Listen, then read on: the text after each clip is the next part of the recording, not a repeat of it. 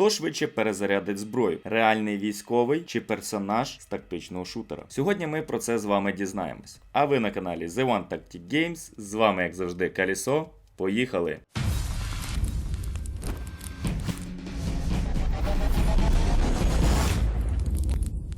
Всі ви знаєте, що у багатьох шутерів максимально спрощені анімації, якихось певних дій і механіка руху персонажів. Вони швидше перезаряджаються, бігають, присідають, прицілюють, кидають гранати і так далі. Все це зроблено для того, щоб постійно тримати гравця в якомусь екшончику, щоб він не зміг занудьгувати, граючи в їхню гру. Але не всі ігри такі. І є в нас або тактичні шутери, або військові симулятори, які сьогодні ми з вами і будемо розбирати, наскільки вони відповідають реальності. І побачимо з вами, хто переможе в цьому двобої.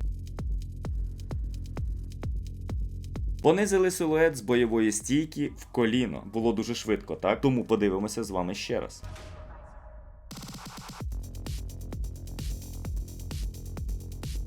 Персонаж з гри виявився швидший, ніж я, тому він заробляє 1 бал. Ну а ми з вами йдемо далі.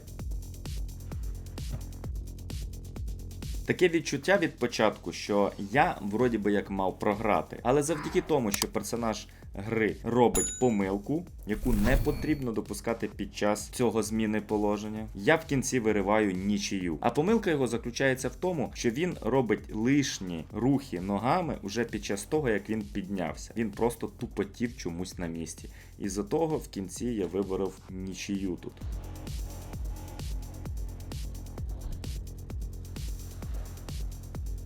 До речі, а наскільки взагалі реалістично виглядає Counter-Strike 2?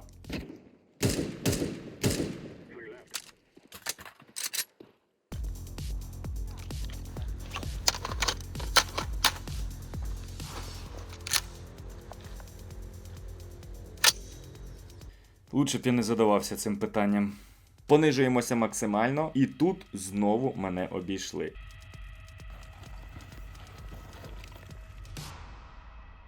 Рахунок стає 3-1, на жаль, не в мою пользу. Поки що персонаж з комп'ютерної гри перемагає реальну людину.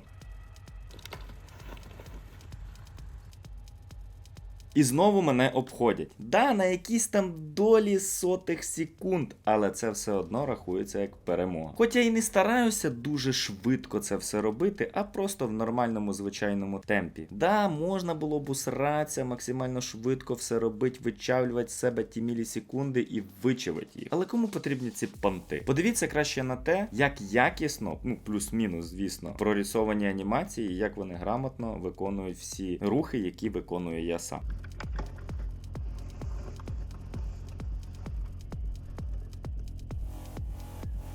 Перейдемо до одного із самого цікавого, а саме перезаряджання, яке ви всі, я впевнений, чекали. Але ще буде попереду багато цікавого. Ми з вами і гранатку кинем, і навіть одноразочку розчехлим.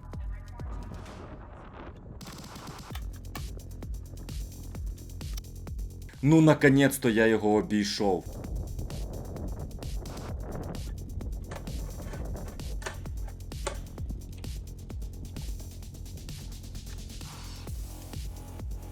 А раз обійшов, потрібно з цього давити всі соки, які можливо. Тому ми перезарядимося знову, тільки зробимо це трошечки складніше.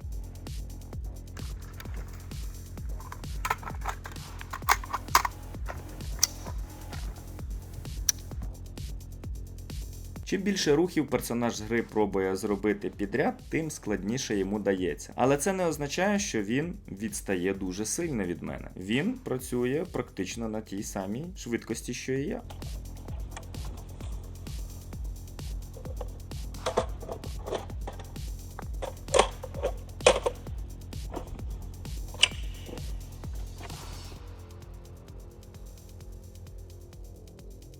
А ви вже замітили цього розйобного чувака на фоні? До вашого відома в нього немає імені, а воно йому дуже сильно потрібне. Тому спускайтесь в коментарі, і там я виберу найкраще. І в нашого братана з'явиться ім'я. А якщо ви вдруг хочете знати, звідки він такий красивий в мене взявся, то коли зайдете в опис під це відео, ви знайдете всі необхідні ссылки для того, щоб знайти, подивитись, які існують моделі, а їх існує дуже багато, так як і в різному виконанні, і в різній ціновій політиці. Взагалі, я рахую, що кожен поважаючий себе воїн повинен хранити свою дорогущу снарягу на подібній штучці, тому що вона максимально розйобна. Як ви бачите, я зміг сюди нацепити все. Розгрузку, шию, напашник, каску, навушники, ПВС, варбел. Просто звільнилось дофігіща місця. І виглядає воно все просто муа. Тому запрошую всіх в опис, і там ви, я думаю, знайдете щось для себе. Ну а ми з вами йдемо далі.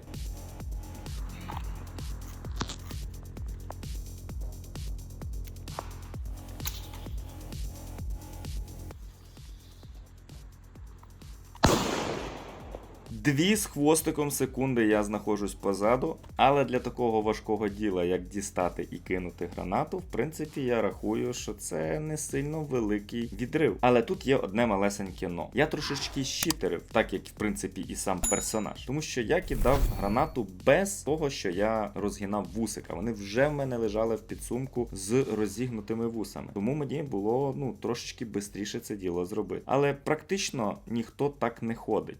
Тільки якщо от-от будуть знати, або є спеціальні люди, які мають закидувати гранатами, можуть собі таке дозволити робити. В основі своїй, коли ви транспортуєте гранату і не збираєтесь її ближайшим часом кидати, ви вусика, підгинаєте, але не розгинаєте повністю, щоб, не дай Бог, ця граната не спрацювала, поки ви її будете транспортувати. Тому, вусика підгинаються, підготавлюються, але з повністю розігнутими, як в цій грі, ніхто не ходить. Тому наступний відос буде уже так, як має бути в реальності.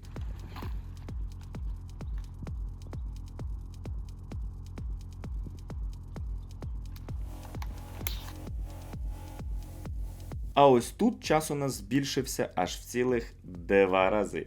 І це вже більш печальненько звучить. Але на самом-то ділі я би поспорив, тому що ви знаєте, дуже багато шутанів, де нажав кнопочку G і граната прям зразу з тебе вилетіла. Тому я думаю, що навіть цих 4 секунди в скваді заставлять гравця задуматись перед тим, як він захоче дістати і переключитися на ту гранату і жбурнути її кудись. Тому що за ці 4 секунди вполне возможно противник, який знаходиться прям біля тебе, тому що ти кидаєш в нього гранату, може в будь-який момент появитися, якщо тебе ніхто не криє, і настрілять тобі повну кабіну свинцю. Тому це, я рахую, приємлемо. Але все одно, як ви бачите, задуже швидко для реальних подій. Снимаешь? Ясен хуй, я снимаю нахуй. Я снимаю нахуй.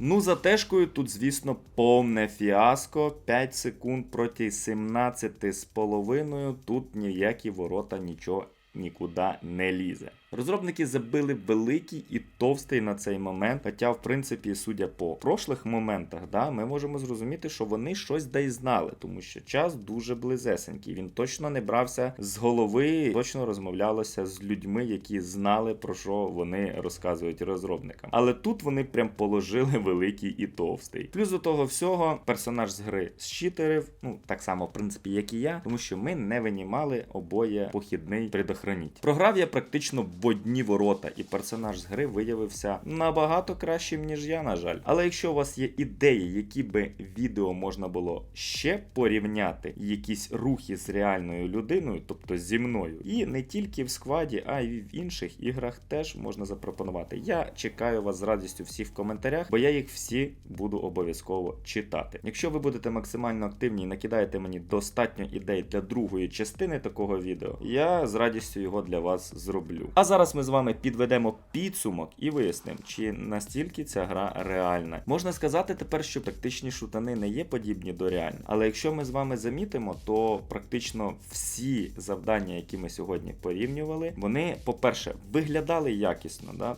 Тобто практично так само, як робить людина в реальному житті, точно така сама анімація присутня. Це раз. По-друге, так, він за мене бистріший, але, як я вже й казав, якщо прям всиратися, можна зробити це бистріше. Якийсь смисл. Все одно підготовка реальної людини буде дуже сильна різниця між собою.